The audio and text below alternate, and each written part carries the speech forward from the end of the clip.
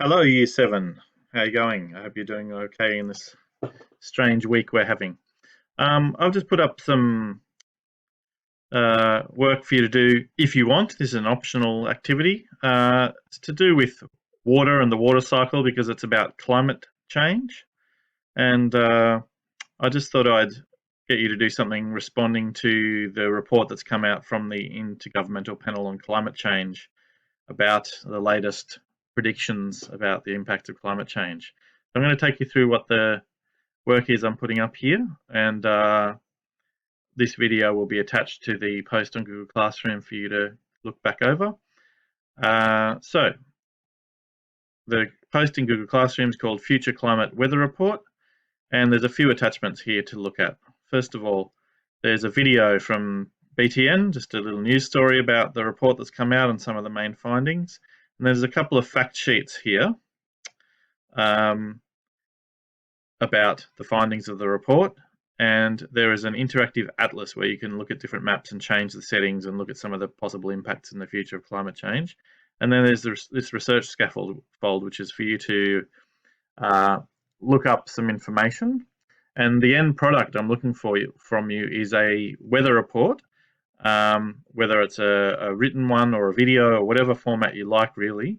A weather report from 100 years in the future based on what we think is going to happen because of climate change. I'm going to take you through some of the resources, and it's just how to do this. Okay, so the first thing I'm going to do is have a look at this one called the IPCC research scaffold. I've got it open here already, and it's just taking you through what you want you to do. So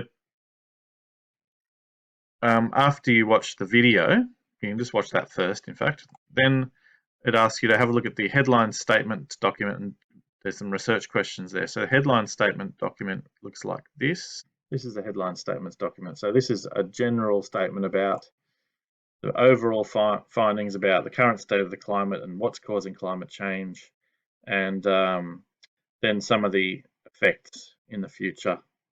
Okay, so for that bit of research, I just need you to read this front page. There's more there, but you really only need to read the front page. The second part of it, the second fact sheet, is also linked there, and that's to do with the questions. The second question's impact on Australia is this one here, regional fact sheet for Australasia. So it gives a bit more detail about our region around Australia, New Zealand, that area, about the possible impacts of climate change. And there's some maps showing scenarios depending on whether it's 1.5 up to 4 degrees warming on rainfall and precipitation. So these maps here, for example, the red ones are temperature maps, and they're showing dark red, which is how much hotter than normal it will get, or how much hotter than now it will get, and or how much colder. It's all getting hotter. And this is for rainfall. So this is showing the change, not the total, but the change. So in millimeters and degrees there. So you're going to be looking for some information from this about what changes are likely. This map here is showing you the position of the shoreline, which is to do with the rising sea levels and whether the shoreline will be further inland than it is now. So the darker red orange ones are places where the shoreline will actually be further inland than it is now. So which is pretty much everywhere on the map you can see there. Okay, so that's the two research fact sheets there. Now the other thing is to look at the interactive atlas, and there's a link on the classroom to that here, and this is what it looks like. So at the front page you have this little revolving planet, and a really simple overview you can get is to change how much warmer the different possible changes depending on how hot it gets. So this is 1.5 degrees, this is 2 degrees warmer, this is 3 degrees warmer, and this is 4 degrees warmer, and you can see it's getting hotter and hotter. Or you can change it to rainfall, and you can see the changes to global rainfall with different temperature scenarios. But then you can go into this regional information page, and it gives a mind-boggling amount of information about possible future scenarios. So I want to show you some of the main ones that you can use. So firstly, you've got the world map here, and you have different regions. But the main thing I think you should start with is look at the different variables. So at the moment it's showing the mean, which is the average temperature. You can show the maximum temperature if you wanted to show the hottest temperatures that are likely to occur, and you can show total precipitation, which is rainfall. That looks like that. You can show a bunch of other things too. You can show, for droughts, consecutive dry days, which means how many dry days in a row.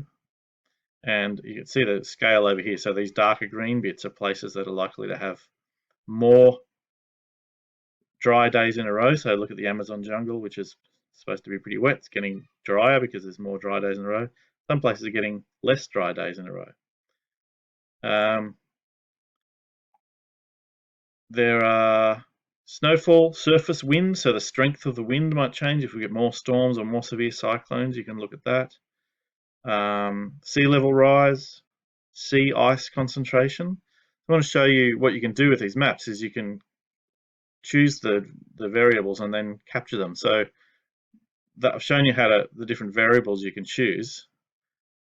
And then you can also change in this value and period when you can say, you can change the scenario. So it's if it warms up by 1.5 degrees or 4 degrees, it'll show you a different predicted measurement. So for example, this one is showing the consecutive dry days with a 4-degree warming period. Or we could change it to, let's have a look at the ice. Sea ice concentration, so that's how much sea ice there is, or the change in sea ice over time. So for example, this map here is saying it's all dark green here. It's showing minus negative, which means less and less sea ice in those areas, and as a percentage, so 40% less down the bottom here, sea ice. So if we wanted to capture that map to use in your weather report, what you do then is over here you have a share button. It's underneath my face. Underneath my face, there I go. Share button, and you can download it as a PNG. So that's an image file. You click on that, and then you get a picture file, which then you can save and put into whatever your weather report ends up being. And there's a nice map with a key, a title about sea ice concentration, and you can do that for any of your different variables. Okay, I'm leaving this pretty open-ended, but have a read of the instructions on the page. And you don't have to do this, remember, but I know there's some really creative people who really like to go deep on things and make some interesting stuff. So very much encourage you to have a go at it if you're feeling up to the challenge. And yeah, I'd love to see what you can produce out of this. And feel free to do any further research you want as well, if you want. I'm just putting some baseline useful data there for you. All right. Thanks very much. Have fun. See you soon, hopefully.